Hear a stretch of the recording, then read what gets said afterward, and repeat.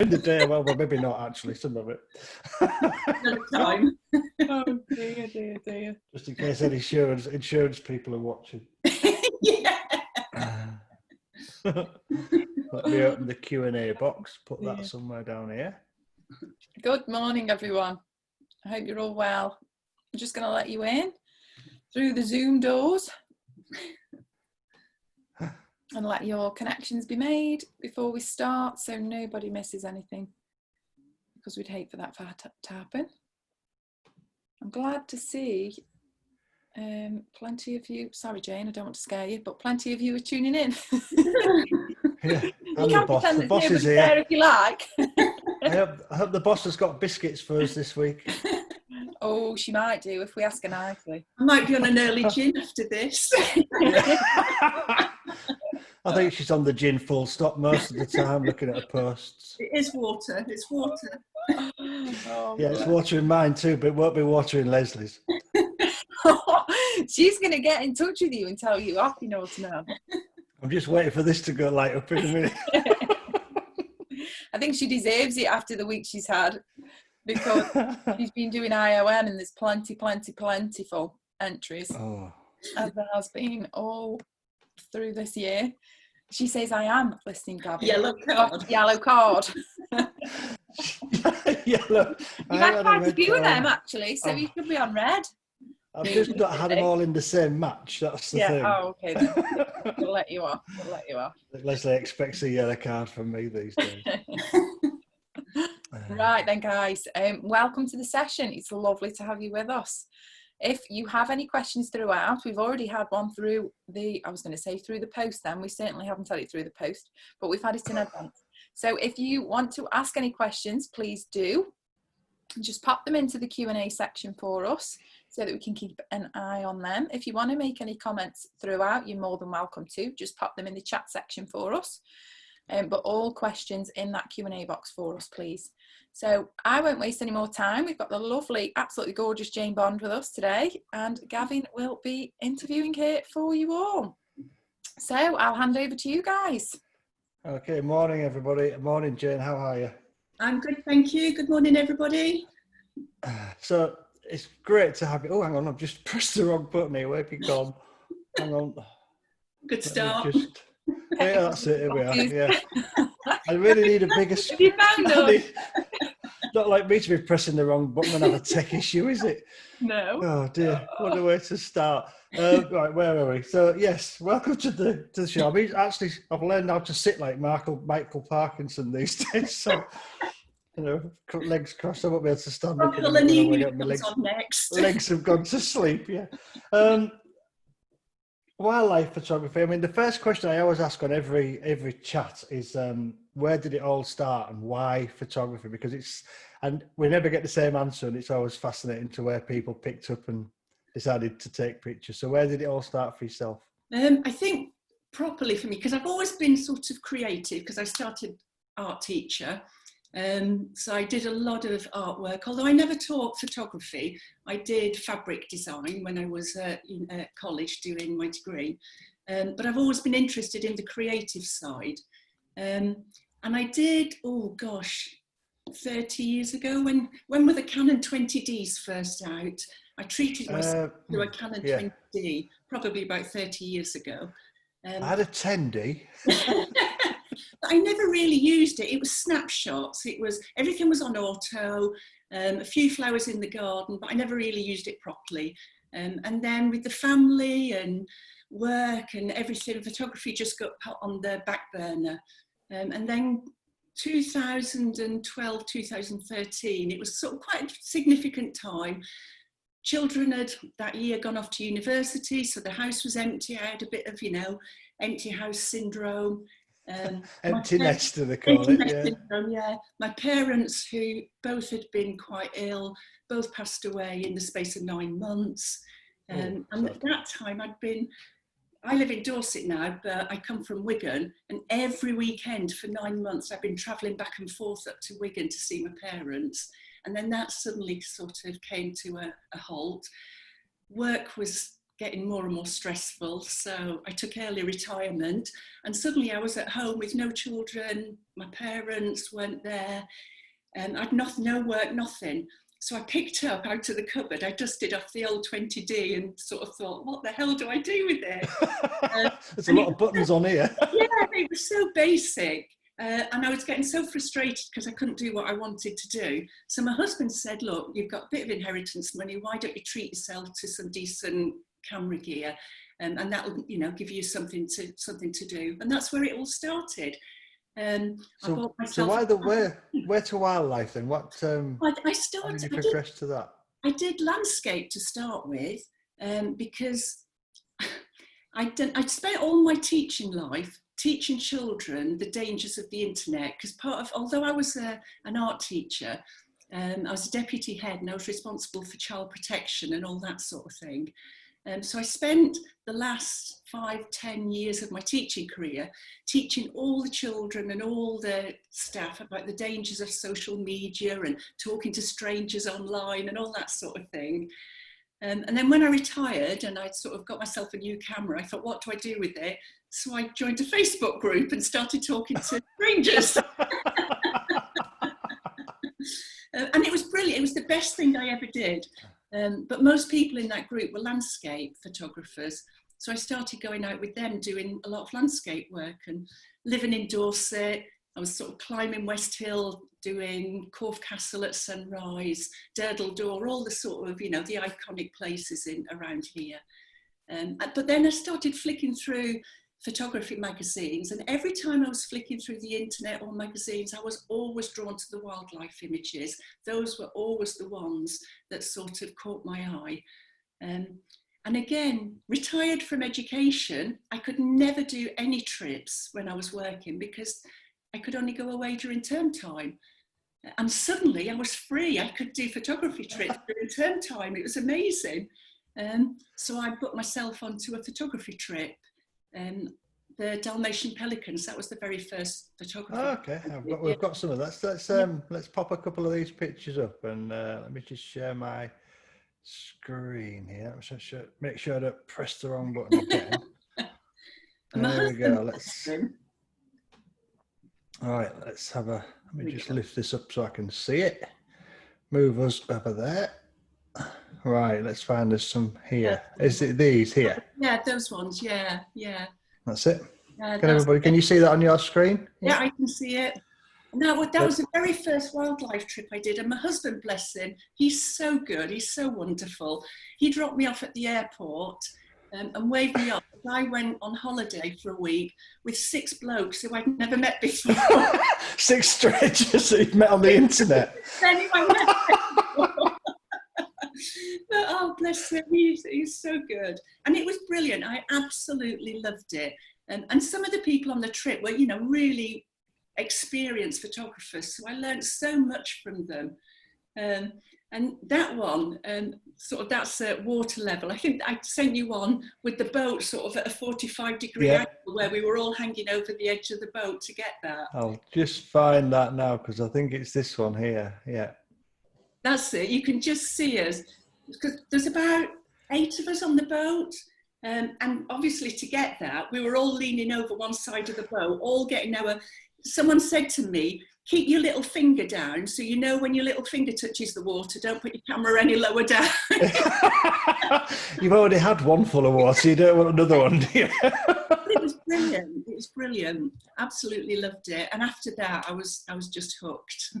It does look completely, I mean, there's a bit of a wonky horizon, I'll give you that. But the boat, that sort of emphasises the angle of the boat, because if everybody's obviously moved over to one side, I hope the crew are sitting at the other side to try and counterbalance it. If I straightened that, you'd have lost the people at the edge. So I absolutely, could see.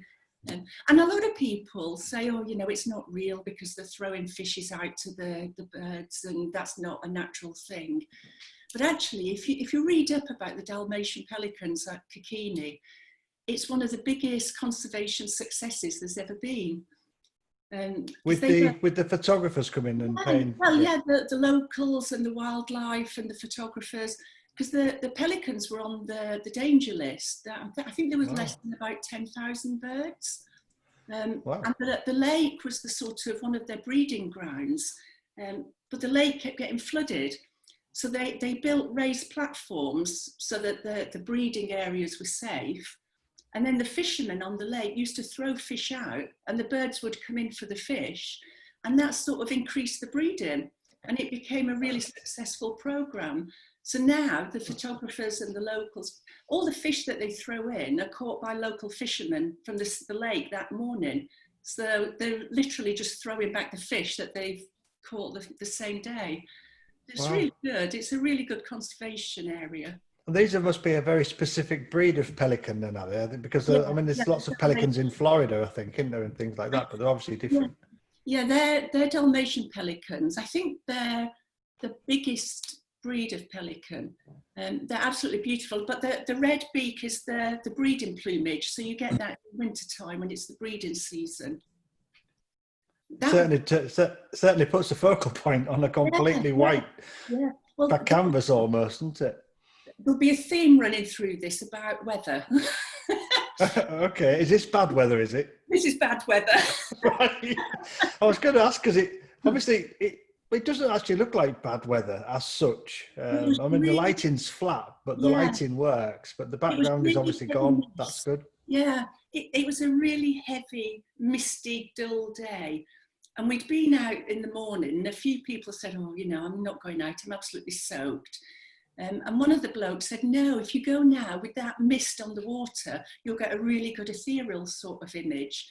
Wow. So we went out and it was fabulous because that literally is the pelicans just floating on the edge of the lake. But because it's a heavy mist, you get the grey background. Yeah. Perfect. Just simple focal point and a simple image and a very, very compelling image. One that, you know, just there's no arguing about what that's about, is there? That image, none whatsoever. They're fabulous birds. So what sort of what were your gear here? What sort of lens length and? I think then I had the 5D3, which was the only camera I had at the time. And I think I had the 100 to 400. And everybody else on the boat had a 1DX and a 500 lens. So I went home and sort of had a bit of lens envy and camera envy. And you won't be dangling a 500mm lens over the edge of the boat at water level with your finger in it. Most people did. It was, it was really? Yeah. Wow. It was good fun. A bit of they're not the lightest pieces of kit, are they, those things? No, they're not. I mean, we have a picture somewhere in here which is an amusing one of you. Let me just have a look, because it's almost where is it?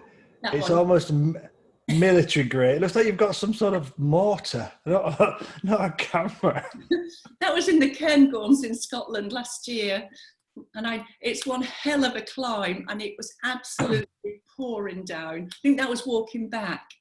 And I had all my waterproof gear on, but that was a second layer of waterproof gear. We got absolutely soaked.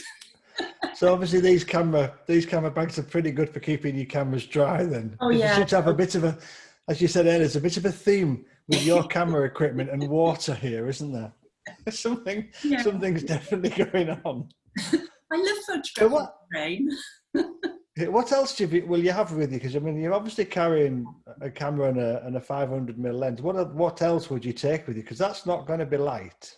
It depends what I'm doing. I mean, then because I had to walk up pretty much one hell of a mountain up there, it was very light. I mean, I was carrying that and just about nothing else there. I took the 1.4 extender, and that was about it. A few sort of snacks to keep me going during the day. But other places.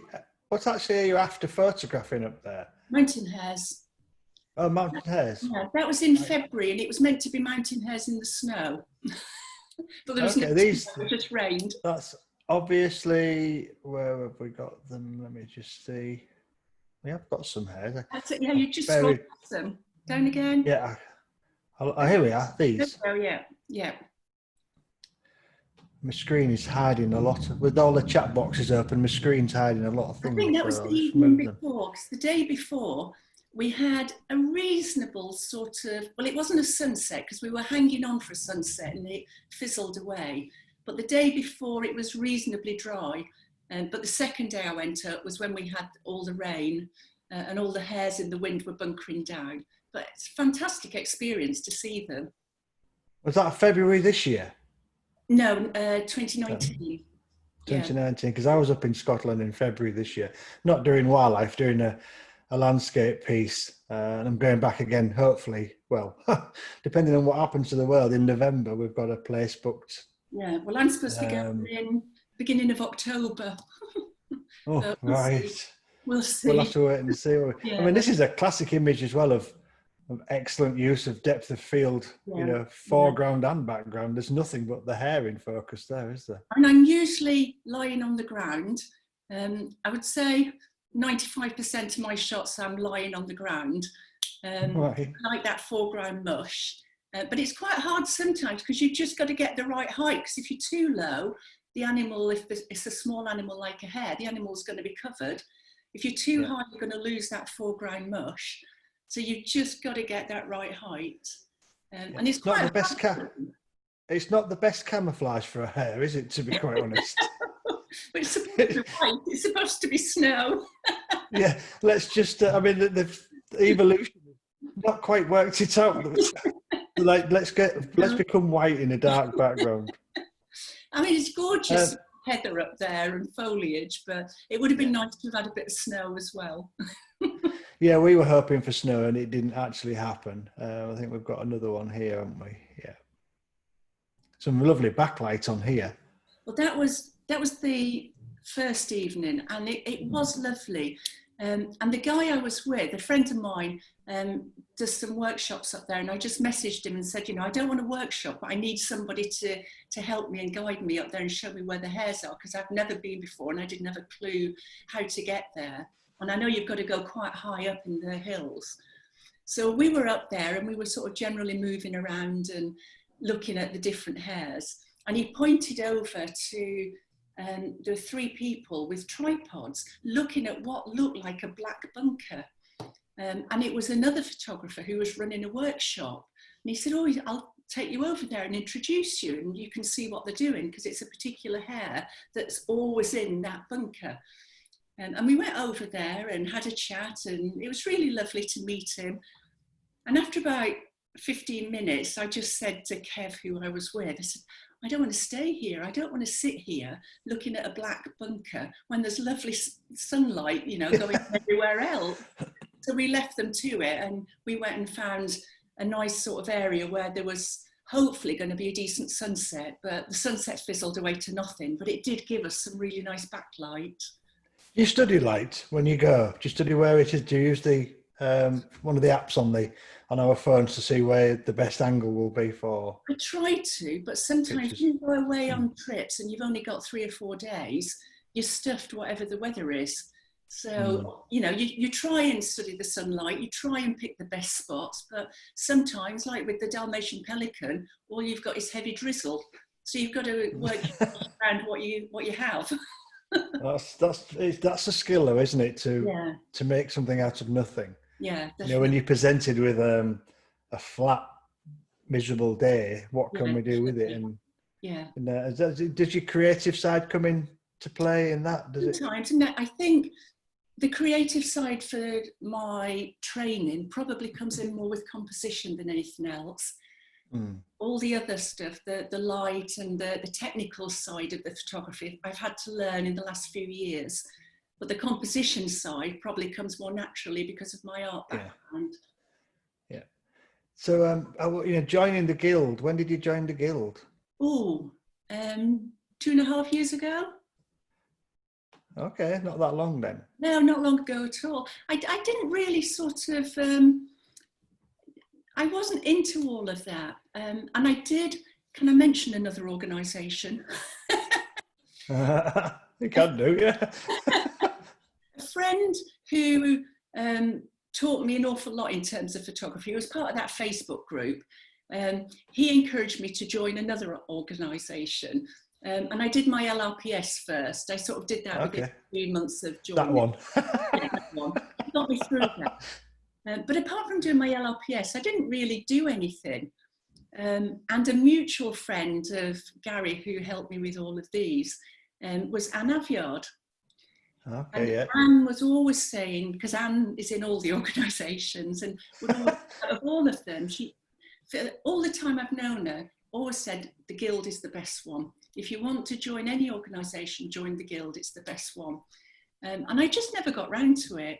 And then, I don't know, I just got to a time where I thought it would be good to, you know, to have a little bit more involvement in something. So I joined the Guild. And never looked back. It's been fantastic. Best thing I did. And how do you find the competition then? Because the IOM, that's always, you know, some people love it, some people don't love it. Some people love it on the 21st, and obviously some people don't. I don't like the 21st. Believe me, we don't either. No, I love IOM because it's one of the few competitions where you can manipulate your images a little bit. I was in a Facebook group, and I remember a couple of years ago in this Facebook group, there was a lot of talk about people who manipulate images and people who do this and people who do that. So I did a bit of a before and after, and I said, look, you know, you can see on this one what it started off like, but you can see I've removed that distraction and I've done this and I've done that. And straight away, a goody two shoes came in and said, can't enter it in a competition then. So, you know, and loads of people backed me up and said, well, she never said she was going to enter it in a competition. You know, this isn't about competition. This is about how you can improve an image. And that's why I like IOM, because it is a competition where you can remove distractions and you can manipulate an image and you can do things to improve the image. So I love it. I love it. It's the only. I think that's it. Well, I think it's personally. I mean, I know I sit on the panel, but it's the toughest one. Yeah. In my opinion, it links with a couple of questions we've had. We've had one from Fiona that says, "Lovely, fabulous images." And how much time do you spend post-processing it all? So that sort of fits in with this particular. It varies. I mean, sometimes I posted an image yesterday that I took at Richmond Park yesterday morning, and I spent about 5 minutes processing it because I just got it right in camera. I did a little bit of basic processing, a little bit of denoise. It wasn't too bad.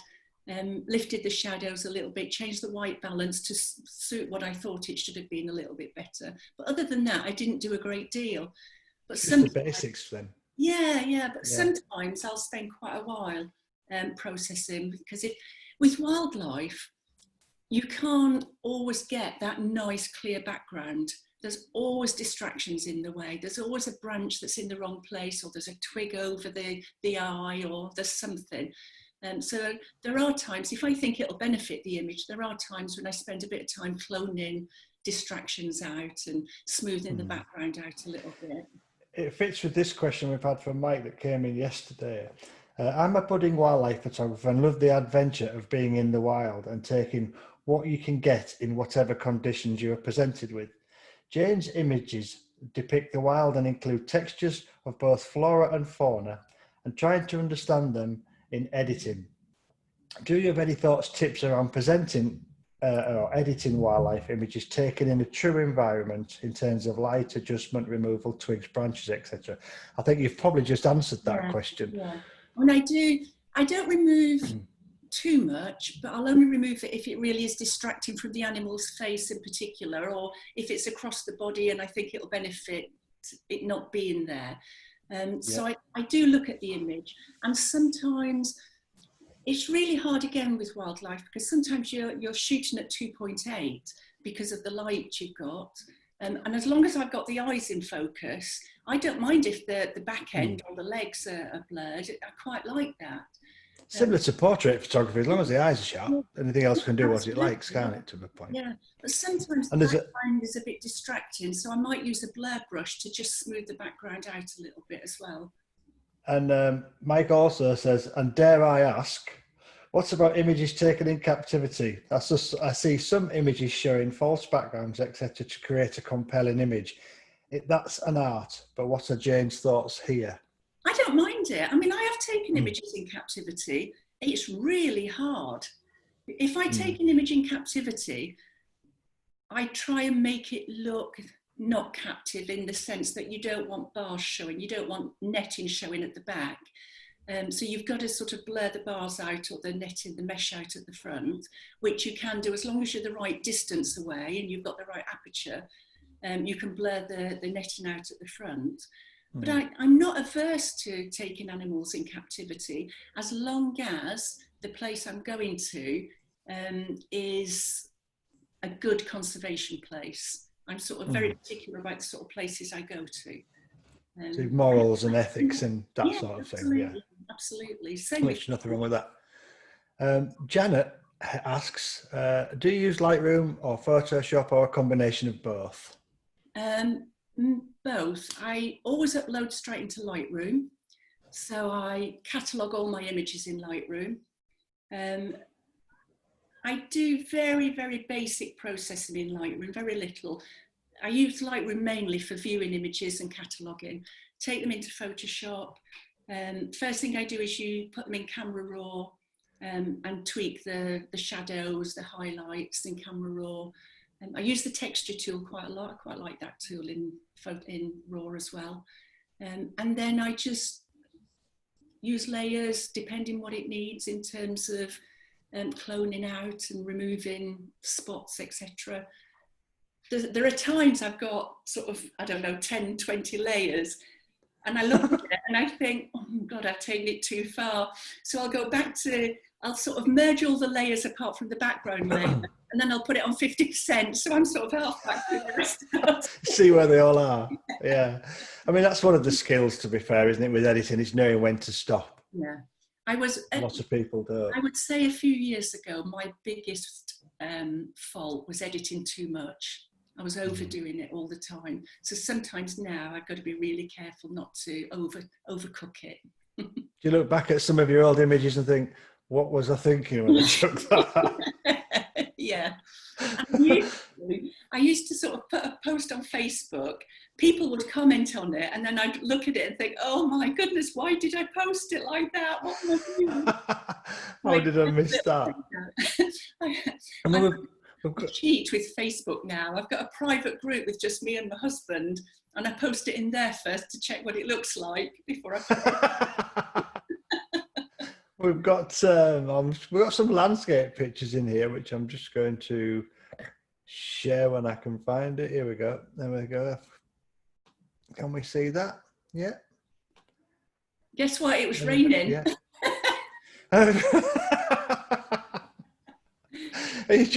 You're not a fair weather photographer at all, then. I prefer it when it's damp. That was in the Brecon Beacons, and a really good friend of mine, a lot of wildlife photographers will know him, Sean Weekly. He was running a workshop up in the Brecon Beacons, and it was the very, very first workshop he'd ever done. So I said, oh, I'll come along and give you a bit of moral support. So I went up there, and it was absolutely pouring down. And this waterfall has never been so full. Normally it's a sort of a bit of a trickle in the summer and a sort of gentle gush in the winter. But we've never seen so much water. But it was, I think that's a pano of about 5 or 6 images, vertical pano. Okay. Stitched together. That's quite interesting to do a pano with actually a moving subject in it and manage to make it all line up properly, because obviously the water is fairly consistent on certain falls and rocks and torrents and eddies and things like that.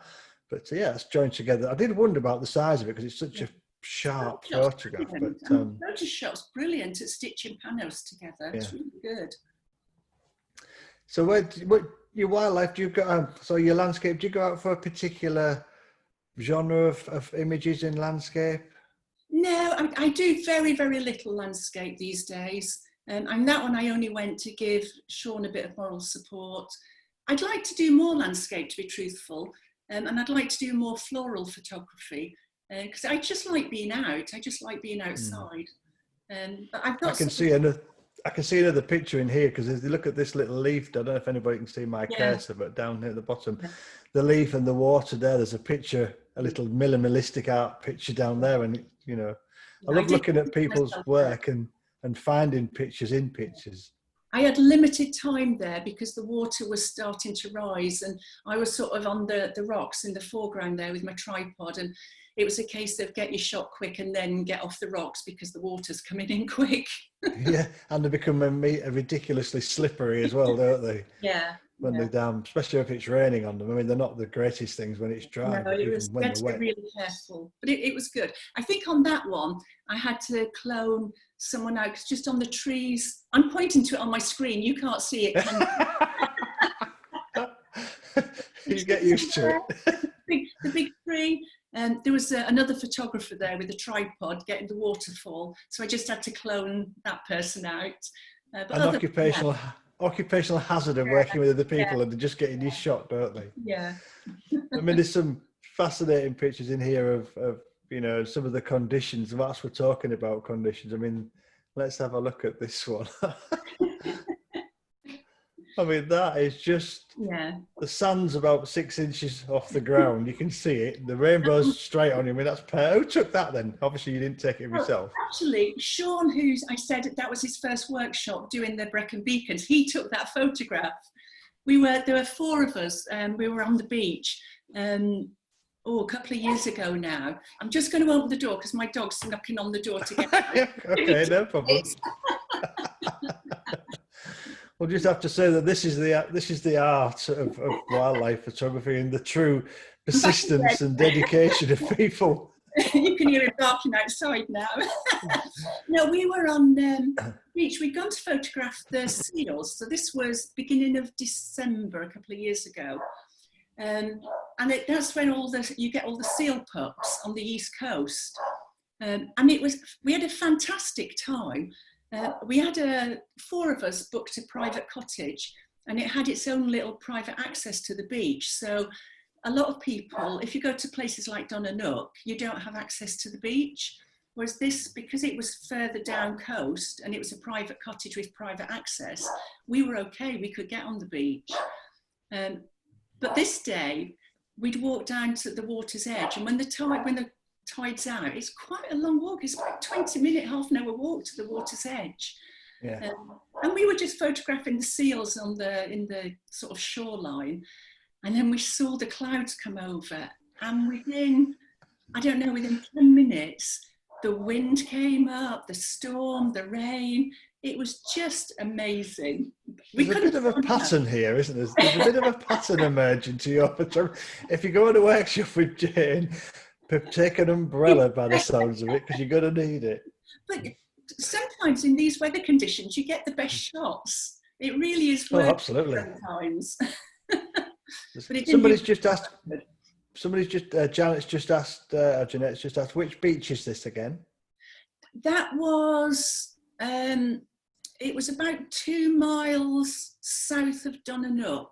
It was a private cottage, but unfortunately that cottage has been sold and they don't allow people to rent it now, which is a real shame. Yeah. We have some of your seal pictures here, don't we? This one here. If you go back to the others. This one here? Yeah, that one. Do that one first, because we were just walking along the beach, and there's a military base not far away, and the big Chinook helicopter was sort of flying over, and we were all looking up at the sky at this Chinook helicopter, and suddenly I heard this swoosh, and I looked down, and a seal had just been born, a seal pup, literally. It looks like it's just been born, actually. I was just going to say, that's just been born. But obviously then, we didn't want to move, so we just literally lay on the floor because we didn't want to disturb it. And the 4 people walking around would have been a bit of a disturbance. So we literally just lay on the floor and didn't move for a good hour or so, because we wanted the seal pup to sort of bond with its mum without any distractions or anything. So the next one, the one that you just put up a second ago, is the same seal pup, but about half an hour later, it dried up and started to get fluffy and everything. And we literally it's a wild haircut. Yeah. But they're the most adorable things, but you have to be really careful. I mean, that was shot with the I think I had the 500 lens with the 1.4 converter, so it was at 700, and it's still cropped in because you have to keep your distance with them. You've got to be really careful. Yeah, it was amazing. Do you find a mum's a bit aggressive around the pups? Are they? They can be if you disturb them. If you take your time, move slow, keep your distance.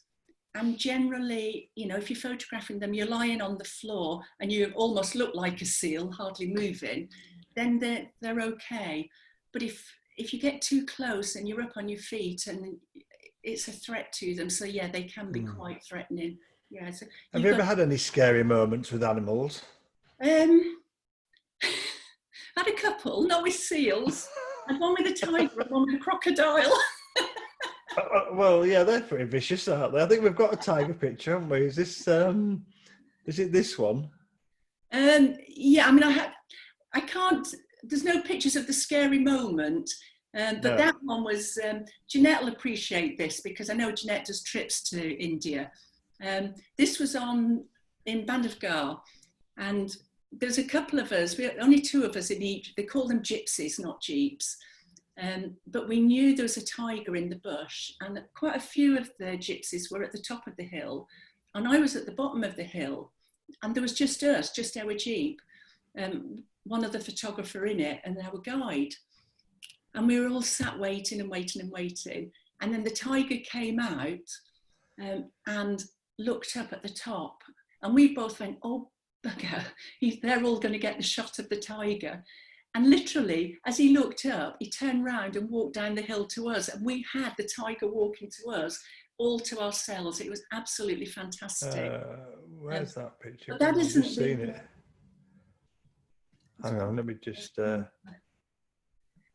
it's so awkward with my screen here. Bearing, there was a picture of a tiger walking down the... I thought there was, but maybe you didn't put it in, maybe not. The scary one with the tiger...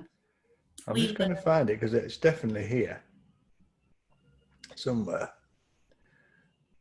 I can't remember just seeing it across to you. Here it is. Let me just share my screen again. Oh, come back. Here we go. There we are. That's it. Yeah, that's the one. Yeah. So we had the tiger walking towards us all to ourselves.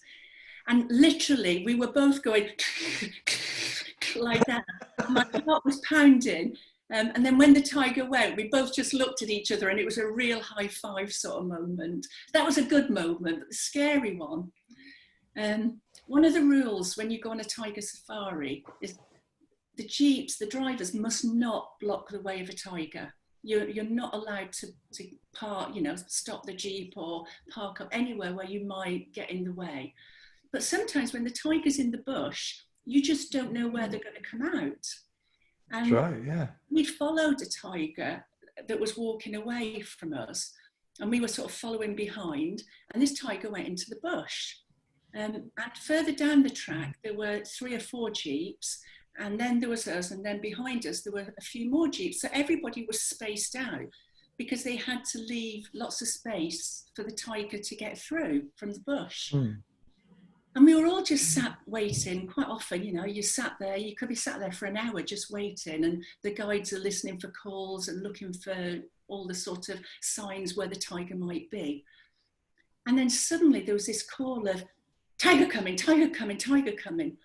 And where we were, literally side on to us, this tiny deer came shooting out of the bush and literally went under our jeep to the other side, swiftly followed by a tiger chasing it straight at our jeep.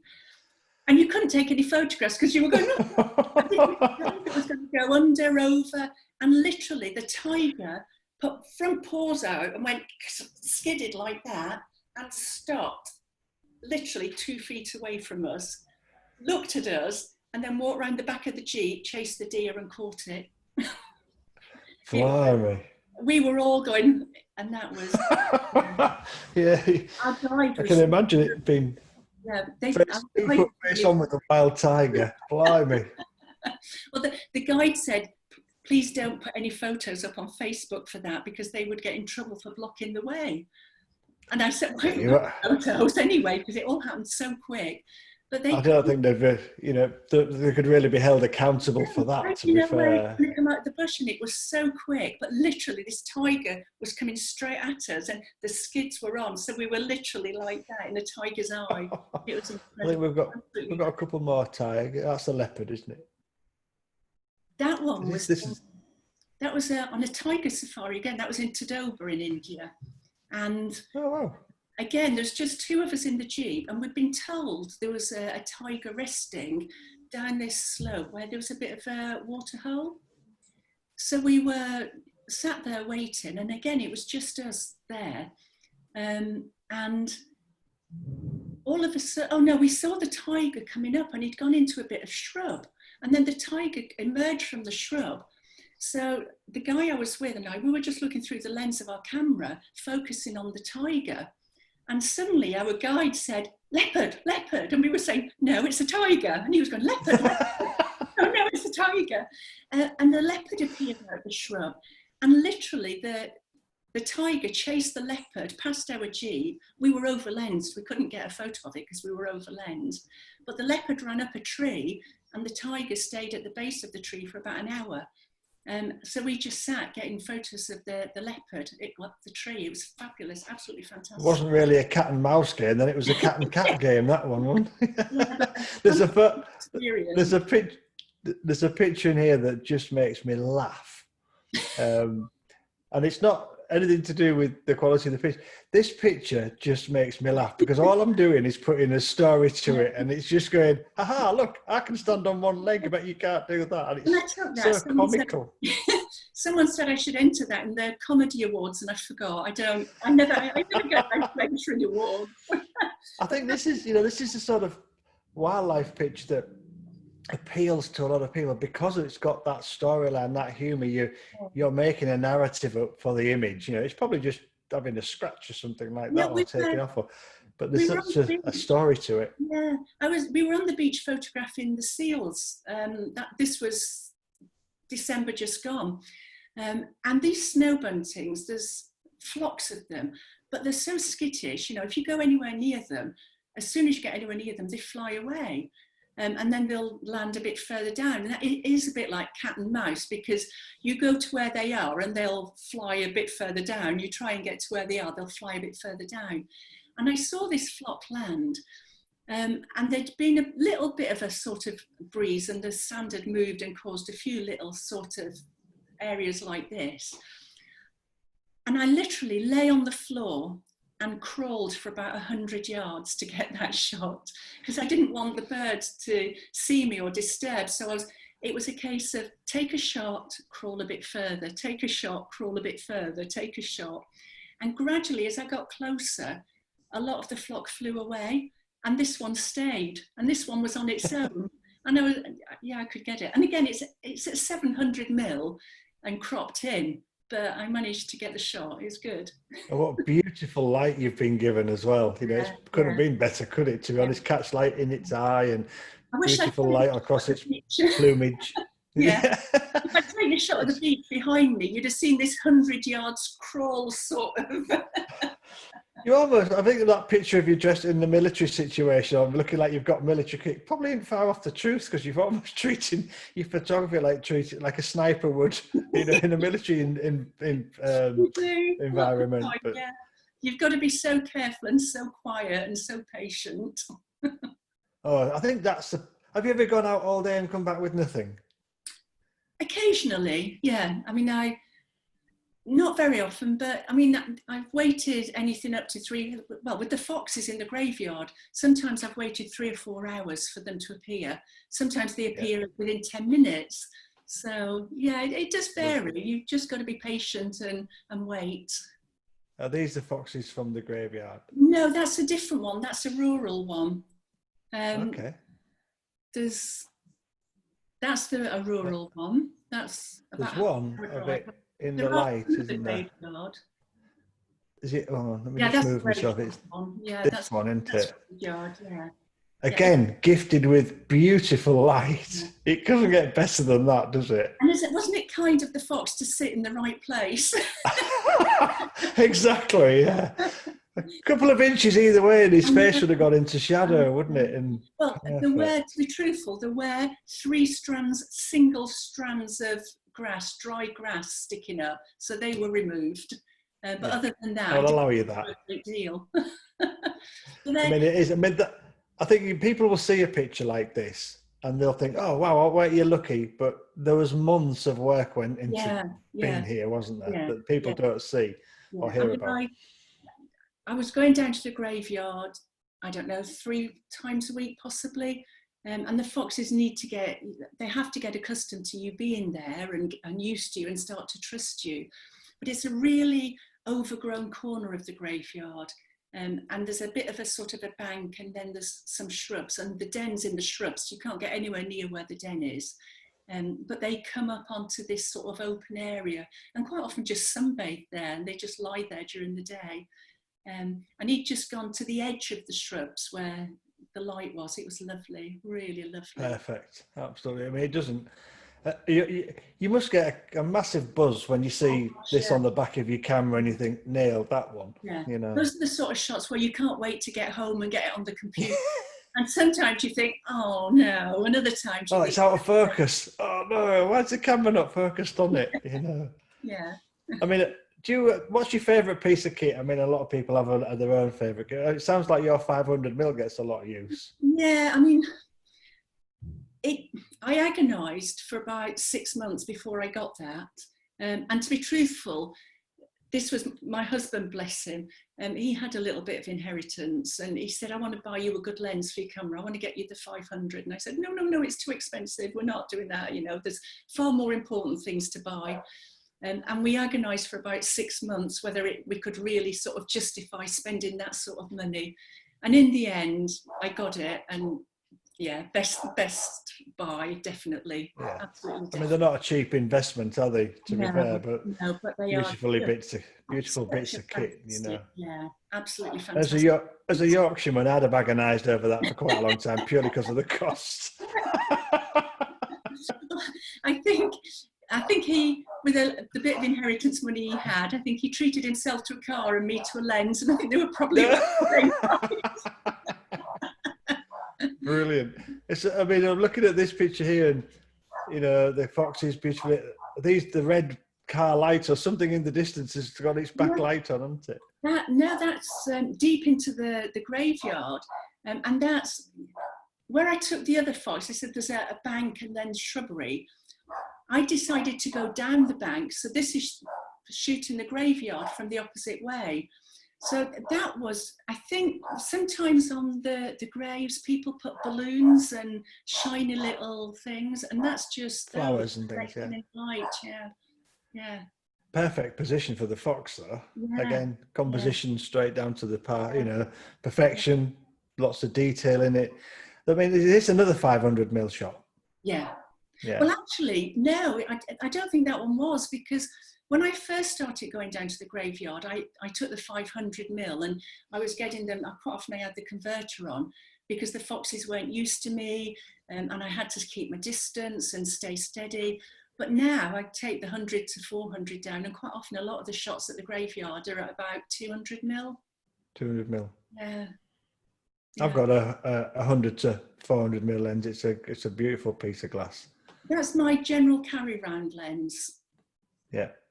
So we've got people in the picture. I know, I love that one, because when I was on Band of Gar with doing the tigers, you don't see any other part of India because you stay in a little sort of lodging sort of place. And every morning you go to the tigers, then you've got a bit of downtime during the heat of the day, and then you do the tigers again in the afternoon. And there's no time to do anything else at all. But on this particular one, we had the opportunity to do a local, it's a bit of a tourist thing, but a trip to a local village. And we were on our way there, and these girls were walking ahead of us, and they just looked so colourful. And as we passed them, I just said to the driver, who was Indian, I said, do you think they'll allow us to take their photograph? And he said, yeah, no problem. So he stopped, and I got my camera out to take a photograph. And as I took it, sort of one of them in the orange sort of covered her face entirely when she saw the camera. The other one in green sort of semi-covered her face. And the one behind is on a mobile phone. And I such a funny sort of scene of typical Indian family life, but the extremes of no, you can't see my face, to carry on, I'm on my mobile phone, it's okay. Yeah. So, yeah, You just wouldn't expect a signal in these sort of places, to be quite honest with you. I know. But yeah, I mean, I just love the colour of it, but all the sort of the different aspects to it as well. Yeah. Have you never been tempted to shoot anything else, such as portraits or anything like that? No, I'm not good with people. What, are you a retired school teacher and you don't like people? That must be something to do with your past career, was it? It's really weird, isn't it? Because, yeah, I'm a retired school teacher. I was a deputy head. I sort of, spent all my time doing assemblies to 1,000 plus people, whatever. But I find it really hard to, on a one-to-one, to ask people how to position themselves. I'm just not confident doing that. Again, another picture. I'm just flicking through these pictures now because I've just looked at the clock and I cannot believe where the time has disappeared to. And obviously, if you're not in the rain or the sun, you're in the frost. That was at Richmond Park. I was there yesterday. Doing the deer? Yeah. And a couple of us had gone. The forecast was for fog and mist. So we said, it's going to be really brilliant. We'll get some of the deer in the mist. It'll be fabulous. And it ice, really frosty conditions. So we drove, and it's about a 2-hour drive from here. So we drove up to Richmond, and when we got there, it was thick fog. You could not see anything at all. But we said, well, hang on, the fog will lift, it will lift. And we waited for about 2 hours or so, and the fog did lift a little bit, and it left all this gorgeous sort of frosty bracken. So yeah, it was lovely. It was a really good morning. You haven't got your winter camouflage on your lens though. Well, half of it has anyway. I know. That's the 100 to 400. Yeah, I'm just going to, let's see, I'll flick through these and people can have a look. With so many pictures in here that, as usual, won't get through them all. This is obviously in the sandstorm. That was in the sandstorm, yeah. It was fabulous. Again, it's just simplicity in your pictures, and it's just one point of focus and beautiful sort of blurred foreground and background. I think there might have been a cub there, but the cub was under, you just couldn't see the cub under the sand. And the colour turn across this image as well, having that colour of seal and the sand, it's just, everything's there, it should be. I mean, it was hard work. It was really hard work because of the wind. Oh, there's one of the cubs. That's a white cub. This is probably what you look like after an hour. All covered in sand. How do you feel? I mean, with your equipment and sand, I mean, I know sand and seawater with cameras, obviously, because I live not on the beach itself, but I'm very, very close. It's only like 300-400 meter walk. And my camera did suffer that day. It did have a lot of damage to it, but thankfully the insurance sorted it out. When they see your name on an insurance quote, it'll be sand, it'll be water. I think do you have these neoprene jackets or just your camouflage jackets that you put on your cameras? I didn't have at the time, but I do have a neoprene jacket on it now. Obviously Canon say they're weather sealed, but there is a limit to weather sealing, isn't there? Canon were very at pains to point out they're weather resistant, not weather totally 100% sealed. Please don't put them underwater, Jane. They're not quite designed for that. That's what we got here. Oh, that one that's the sort of a conservation one in a way, because you get the wire, the plastic rings. I was going to say something's been around its neck here, hasn't it? Something had been round its neck, and thankfully that one had it removed, but it just shows the permanent damage. And it was okay, it was moving around okay, but obviously if it hadn't been rescued and had that plastic removed, it probably wouldn't have survived. But that was the permanent damage that it left, permanent scarring and that indentation where the plastic ring was. The human race, we've got a lot to answer for, haven't we? Absolutely, yeah. These two look like they're having a bit of a Barney. Well, yeah, and it's horrible to watch them because there's so much blood and gore at times, but it only lasts for a few minutes, generally speaking, which is good. But yeah. But it's nature, isn't it? I mean, it's how it is. You can't go in and interfere and break them up because that would be us. We've interfered enough in this planet and done so much damage, haven't we? Absolutely. As a human race. Yeah. But yeah, I mean, I was watching a program about giraffes, and when they swing their necks and headbutt each other, I mean, that's quite barbaric to watch. Flippers, but that one, that's a seal's flipper. So you don't realise. Yeah. So when you see that, you suddenly realise that they're not these quaint little flippers. They're actually quite dangerous claws. So I don't think a lot of people don't realise what a seal's claws are like. So yeah, they can cause. I must admit, I don't think I would have done, to be fair, unless you'd pointed that out. Well, that was the day when we'd gone to photograph the seals. There were so many of them, we couldn't get onto the beach. We had to stay on the sandbanks. So we were just walking up and down the sandbanks because it was just too dangerous to get between them on the beach. It would have been crazy to have attempted it. And quite a solid chunk, aren't they, as well? Yeah. But it was quite good because it gave us the opportunity to get a few different types of shots. So yeah, that's a seal's flippers. Oh, that's coming up. They are quite. I mean, we've gone from one extreme for animals' weaponry to another here. I mean, the stag and its antlers and stuff. Yeah, I love that's coming up soon, the rut. So hopefully we'll get a few more shots like that. Yeah, they do a bit of cold weather for the steam and the atmosphere. They do that to make their antlers look bigger, so they look more domineering against their rivals. I think there's a comical one in here, isn't there? If I remember rightly, that one. It's just saying, "Oh bloody hell! Another photographer. Let's get myself buried in all this fern." You know. Yeah, it's quite funny when you see them like that. You can just imagine them sort of doing all this to camouflage and make themselves look bigger, then sort of coming up and going, "Ah, bugger! I can't see where I'm going now. Not my best plan." I mean, we see quite. I mean, I've taken stags in Scotland when I've been up there, and I've been the laziest wildlife photographer in the world because one day I just stuck my camera out of the window and got a cracking shot of a stag, and literally I didn't even have to get out of my seat. Oh, pure chancy. It was pure luck. Pure luck. Yeah, sometimes you get that shot. Sometimes you've got to really work at it. It depends. It was just, like your little bird. It was the background was there. The stag turned its head. The light was in the right direction, and I just went click. Thank you very much. I can do wildlife. Not. You tried sitting for 4 hours waiting. That's one of the things about the wildlife photography world. It's just the patience and dedication, and also the understanding of animal behaviour as well. I mean, that's very important, isn't it? Sometimes, sometimes you've got a shot in your mind, and you're just waiting and waiting and waiting, and you might take, rattle quite a few shots off. But sometimes the eye's closed, or he's not quite looking the same way, or the angle's not quite right. And I took a few yesterday. It was last week of the squirrels on Brownsea.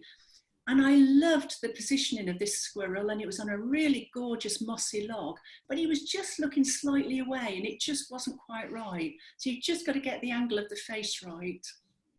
That's what I was thinking. The one of me in all the frosty bracken, that's what I'm taking. Wow, just brilliant pictures. These are unusual pictures, aren't they? In the fact that they're not something we normally see as animals at night. You won't see these in IOM or anything because they'd be banned. Yeah, because you didn't like them. Yeah. But sometimes, when you go in a hide or you go on one of these trips, sometimes you just go for the experience. So it might not be a competition shot, but that's at a place called Zamanga in South Africa. And it's an all-night hide. You're in there, for the entire evening. And it's just pure chance what animals, or if any animals, come. And if you saw that in daytime, that pond is about, 10 feet. That's about it. Right. So those rhinos are literally, you know, if you were sat in your lounge at home, they're the other side of the lounge sort of thing. And that's shot on a 16 to 35 wide angle lens, totally wide open. They're that close. And it's just such an amazing experience. I think hippos are probably one of the most dangerous animals out there in Africa, do they say? Well, there is a hippo there that's, you know, when you said, have I ever had any scary moments? Another one. Well, when I was in South Africa, our guide said, you know, are there any shots you really want to get? And I said, I've not got a hippo with the big yawn. I'd love to get a hippo with the big yawn. So he said, well, we can do that tomorrow afternoon. We can't do it in the morning because the light isn't right. We'll do it in the afternoon. So he parked up and we were allowed out of the Jeep, and we went and sat on this gravelly beach on the water's edge. And we sat there for ages and ages. And the hippos were just sleeping, and they were way out in the water. This is quite cropped in, and this is with the 500 1.4 converter. But eventually this hippo did start to move, and the yawn we got half a yawn. But in front of us on the water's edge, there was a crocodile swimming back and forth. And we were taking photographs of the hippo, and we were just sat there. And I had this guy sat next to me who was he was okay, but he was one who nothing was ever quite right. And Calvin, our driver, was sat on the other side of me. And this crocodile that had been swimming back and forth suddenly swam onto the shoreline and started moving towards us. And Calvin was just saying, just don't move, don't move. As long as you don't move, the crocodile won't move. Just stay dead still. So of course, we slowly move our camera lens round and start taking photos of the crocodile. So there's one there of a crocodile. And that's the crocodile, and that's not cropped. That's as close as he was. That's not crocked, you say, or cropped. We were sort of going click, click, click, click, taking a few. And then Calvin, he said, right, have you all got the shots you want? We sort of said yes, very, very quietly, very still. He said, right, I'll get rid of it now. He said, be ready, I'll get rid of it. And he threw a stone towards it, which normally frightens them away. But instead of being frightened away, this crocodile went like that. and I went and I picked up my stuff, and I looked. The bloke behind me, in the space that I'd done this, he was up and back in the Jeep. He'd gone. Yes, and it was scary. It really was scary, but.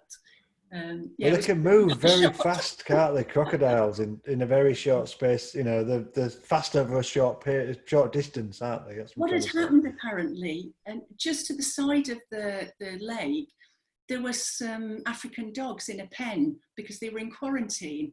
So the rangers had been throwing food to the African dogs, but the African dogs leave the innards and the gizzards and everything. So the rangers had been throwing it in the lake for the crocodiles. So when Calvin threw something to scare the crocodile away, he thought it was food. It was dinner. He made a lunch for the food. Oh, wow. Well, we've come up to 11:05, or just on 11:05. And I've got one more. What's next? I mean, obviously, trips abroad are a little bit curtailed at the moment. So what's next for you, photography-wise? Or hopefully next for you? I'm trying to keep it local because trips abroad cost a lot of money, and we just haven't got a never-ending stream of money. No. I'm a bit sort of conscious about that. But we are planning one big trip abroad, fingers crossed, for 2022, because our son's just moved to Canada. So the next big trip abroad is going to be in Canada, and we're going to sort of do it sort of meeting up with our son and his wife, and a bit of wildlife as well. So that's what we're aiming for. But Will that be bears and things like that? Bears, hopefully, yeah. And we'll do a few boat trips for Wales as well, hopefully. We'll see how it pans out. Who knows at the moment? But yeah, fingers crossed. Brilliant. For bears. Well, I hope that goes ahead for you. And yeah, fingers crossed. But and you know, the foxes and the stags and the deer and the squirrels, red squirrels, and over to Skoma when Skoma opens up again, hopefully for the puffins over on Skoma. So there's loads to do locally as well. Do you have a favourite animal? Not really. I did a bit of a jokey post a while back saying I tend to photograph red foxes, red deer, anything that's red kites. My favourite bird is a red kite. So I reckon it's the red hair that does it. No, I just love being out with the wildlife. I don't really have a favourite.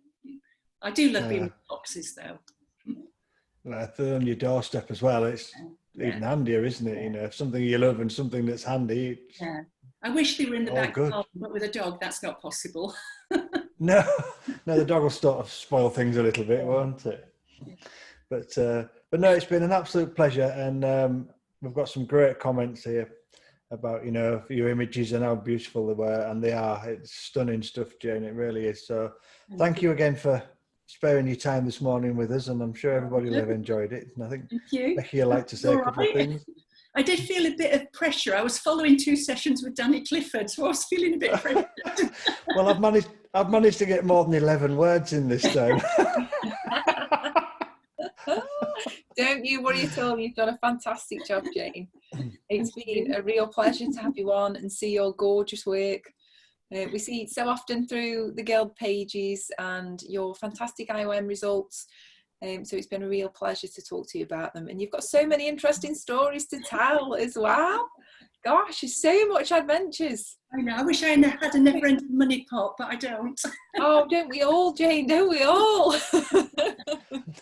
think one of the things that's becoming quite apparent about all the genres of photography, to be honest, is that behind every image that people see, there's a pretty unique story. Yeah. You know, even just a portrait in the studio, there'll be a narrative behind it, and to find out about those sort of things is always really good fun and very interesting. You know, yeah, definitely.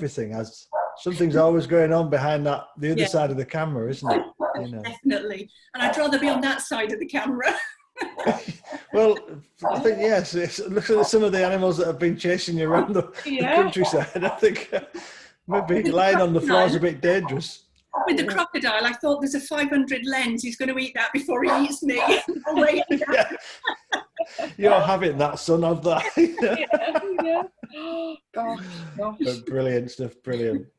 Yes. And I think we've answered everybody's questions as well. And you think your dog's looks at I know. I think Benji wants your attention now, Jayne. Bless you. There's some lovely comments in here. Yes, so many lovely comments flooding in for you. You're talking about how fantastic your work is, thanking you for sharing all of your beautiful work and your stories and things, and plenty of praise for the both of you for a fantastic session. Thank you very much. Thank you everybody for tuning in. It's been lovely to have you with us Friday morning. Hope you all have a fantastic weekend. Me too. Enjoy the rest of the day, guys. So thank you. Thank you. Okay, we'll see you all later. Bye-bye. Bye. Bye.